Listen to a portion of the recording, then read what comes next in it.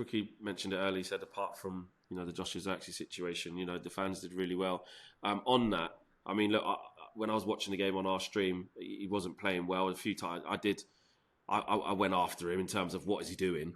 But in terms of, I obviously had the sound down, so we don't have the sound coming through. I wasn't aware that he was actually being booed off or clapped off, and that is, again, that's not helpful, is it? That I know we're frustrated as fans, but that's not how we should be treating our players, regardless of whether they've dropped a 0 out of 10 or not. Like, it's embarrassing to come off that early.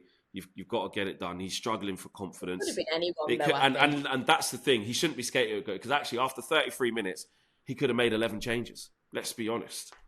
Yeah, but you know what it is? I think, it's a reaction to the last decade, maybe longer than that, actually, of the wretched Glazer regime. But also, it's the toxicity that INEOS have created. The redundancies, getting rid of Sir Alex for his ambassadorial role, cutting Christmas bonuses, cutting money for former players, cutting funding for the charity. And I think, unfortunately, Zirkzee felt the brunt of that from some United fans. There'll be people inside that ground, a lot of people inside that ground. Manchester's a small place who will know people who work for the club for a number of years, who are being directly impacted by these ruthless cuts that INEOS are making to keep people like Anthony, and I don't want to scapegoat him, there are others, to keep highly paid players living in the lifestyle they're accustomed. If these players have got any guts and any balls and any sense of worth, they will come out and say, do you know what? We don't deserve our wages for December. We've let you down. We're going to put some of our wages into the pot so the charity doesn't have to take a cut. What the heck? Yeah. I mean, you're right. You're right. I agree. They should do that. There was a situation as well I read that when one of INEOS's other bright ideas, when they stopped the funds for members of staff to go to Wembley, to stay in accommodation, to go to the game. Bruno tried to make up for that. Bruno tried to do something and it was denied. And I'm assuming that's an INEOS thing that they've said, no, you can't do that. Yeah, because it's going to undermine them. They're going to feel like if the players give in their wages and start paying for the things they've revoked. There's nothing to stop you donating to a charity. And I mean, especially not even just the Man United Foundation, but the association that helps players. These are players, for people that don't understand, people, watching that maybe don't know everything about it. These are players that might have played for United decades ago and didn't earn any of that money. They help fund funerals for ex-players that maybe their families aren't in the strongest finance. It's an absolute disgrace. They also have annual events at Old Trafford for this charity. They have to pay to rent it out. United don't even give them the space to have fundraisers. And the fact that nobody told them that they get paid 10 grand every quarter, and they've looked and said, hang on, we're missing 2 payments here. No one even told them. They had to get in touch and send 2 letters for Omar Barada to ring them and say, yeah, you ain't getting your money. I'll come and have a chat with you in January, but don't expect it to change. Even the way, the PR around this club at the minute, how are some of it's financial and it's there for public consumption, but how are some of these stories getting out? The PR around how it's being handled, the lack of communication, and then the cherry on top of it, Sir Jim Ratcliffe does an interview with the United fanzine and says that the Glazers are great people. The whole thing just stinks. And he also said that it's not right that Fulham fans are paying more tickets than Manchester United fans. Yeah. Have a look at the table, Jim. Exactly. Fulham are better than us. Exactly. They're better to watch.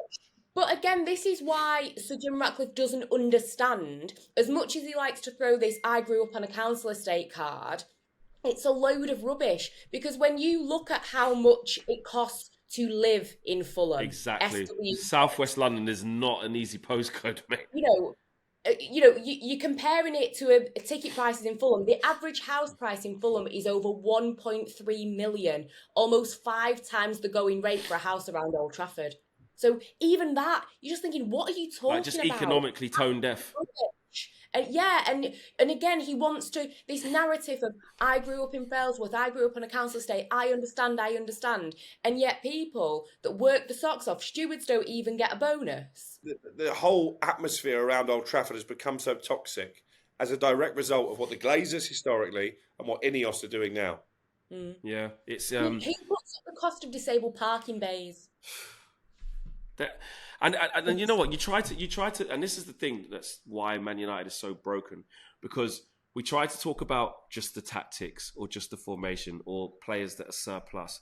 But you do have to look at INEOS, who have come in and they were tasked with having to, taking us forward and giving us something. And again, like I said, as soon as that Dan Ashworth thing happened, when people said to me, "Yeah, you're just overreacting, Flex. At least they've showed that it doesn't work, so they've been really ruthless to fix it." No, it shows incompetence. And now what you've done is also divvied out that role that was so important for us to have amongst people who weren't supposed to have it. So is Jason Wilcox is he even qualified to do that?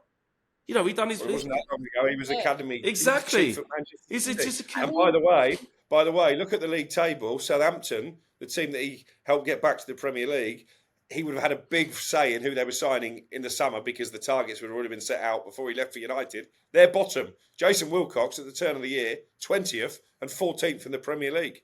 And that's what we've got to start looking at. You just question what the thought process is. In February, Jim Ratcliffe said that Dan Ashworth is a 10 out of 10 sporting director, one of the best around. So that's February, and by the end of the year, he ain't worth anything, and he's out the door. How can your opinion on someone change that much? I have to ask as well, just going back to the game last night, Crookie, the Marcus Rashford situation. Now, again, I've been taking a lot of pelters from my own fan base and community. I took pelters as soon as I joined our stream yesterday. I went, "Oh, Marcus Rashford's back in the squad." And I said, well, okay, I hope he's met the standards then. He shouldn't just be here because we're a few players light. As long as if he's met the standards and he's trained well and Ruben Amorim has seen, he can tick his cross-checklist and say, right, you've done this, no problem, you're available for selection. Got no problem with that. But it shouldn't be because we're a few players light. And I saw Ruben speak before the game and he sort of said some players are outside. We've sort of got some players out and obviously went on to not use him. And some guys are saying to me, "Oh, well, it shows Marcus Rashford an even bigger lesson. Put your tracksuit on, come and sit on the bench, and I still won't use you." And I went like, "Well, that's pointless. That's pointless. He's out the squad." What did you make of that? In the squad, if he was doing that, if he wasn't going to use him, exactly. Crookie, was that?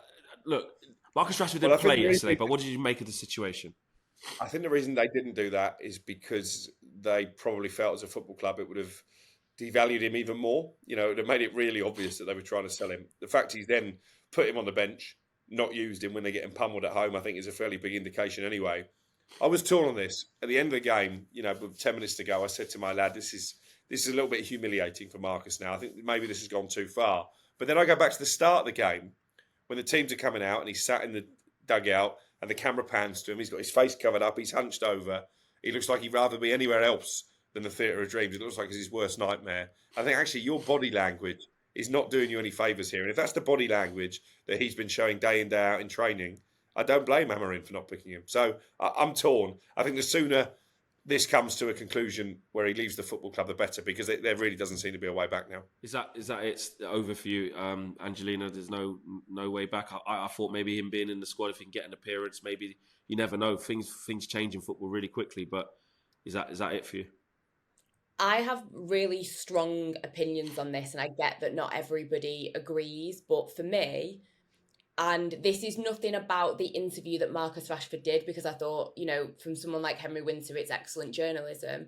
But from looking at Marcus Rashford, to make the decision to do that, I don't particularly want to see him in a Man United shirt again. And I get that not everyone will agree with that. But for me, you have taken the mick out of this club time and time and time again. This is the club that has brought you through, that has given you, fans, the club, some amazing moments. I get off the pitch, he's done some amazing work. I get that I don't know what's going on with Marcus Rashford, and I will happily eat my words if I hear something that shuts me up. Do you know what I mean? But for me, last season, you're going out to Belfast. It's reportedly known within Manchester that, he likes to go to nightclubs and things like that. We have seen it reported. Then Ruben Amorim comes in. Fair enough, he was given permission to go to the US. But you would just think, you know what? I think I can go to a basketball game another time. Do I really need to do that? Should I maybe go and meet this manager and see what's going on? And to make the decision to give that interview that basically insinuates that you want out of this club, no player is bigger than my club. And if Jadon Sancho gets sidelined for stupid, petty social media stuff and having a spat with Ten Hag, to go to the media and say what he said, no. It's completely disrespectful. It's completely and utterly disrespectful. And I get it's a tough time, but no one else is going around doing that. And I just think there are zero positives of including him. He wants out. He has said in that interview he wants a new challenge. I know that Henry Winter has said that his interpretation of it was that he wants to leave. So why should Amorim waste any time trying to rebuild with strong foundations with a player that doesn't want to be there? And I know that there's been reports today about even this whole Saudi situation. I can't see Rashford going to Saudi, to be completely honest. I can't see that. But reportedly that all 18 of the clubs in the Saudi Pro League are at their maximum quota. I think he doesn't want to go to Saudi anyway. Spain's his preferred destination, I'm told. But it's not, people that are grasping at straws thinking, maybe Saudi, they're at their quota of foreign players over the age of 21. So it's not even like, what are the options? And there's been reports that, other clubs were maybe interested and things. But it's like you say, Crookie, who's going to buy him? Who is actually interested? And all he did was make the situation even harder for the club to try and get rid of him. What did Ronaldo do when he wanted to leave the first time round? Spoke to Fergie and said, I want out. Fergie said to him, can you give me one more season? And he gave him one more season. I get we don't have a Sir Alex Ferguson, but if you love this club so much and you have been brought up through this club, why couldn't you have tried to negotiate a situation where United come out of it with a bit of money and you come out of it with the respect to the fans? Well, it seems Crookie, though, the pushback to that, just on the other side of what Angelina's saying, which is true, is that Marcus has apparently felt aggrieved that it's been put out into the media, that he's up for sale. Man United are interested in taking offers, and his camp didn't know. So it seems to me, especially with Ruben Amorim's comments a few days ago, I don't know if you saw them, when he said sometimes it's not always the player who says this, they get advised, etc., etc. And he said they did this. Essentially, is what he said. How I read those quotes or watched it anyway. And it's like his camp said, well, they're telling everyone that they're going to sell you. We didn't really know about this. Tell you what, we'll say you want to leave anyway. That's what it felt like. Really, really ill-advised. Yeah, I think he has been ill-advised. I think it's been a big part of the problem for Marcus Rashford for several years now. The entourage that he surrounds himself, have they really got his best interests at heart? And I think the answer to that is no. Yeah. There you go, guys. We got Liverpool next at Anfield. We'll leave it there. I don't even think we need to do predictions, really, do we? Should we? Really we know what it's going to be. You have to play it. Could we not just forfeit it? Just give them 3. Just surrender 3. I'll take that now. Yeah. Next time on the training pitch. Sacrificial Sunday, mate. That's what it's going to be. It's going to be... Oh, I don't even want to... Oh, my... Oh, honestly.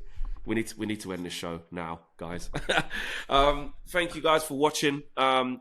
It's a tough time. More tough times will come. The L against Liverpool is incoming. The L against Arsenal the week after at the Emirates is coming. We have to, like we say, batten down on the hatches, and hopefully we can beat Southampton in that 6-pointer at Old Trafford, because I can't see where we're going to buy a win from. You've been watching Inside Devils. Big shout out to Crookie as always, and Angelina as always as well. We'll see you on the next episode. It's tough time, guys. Stick together.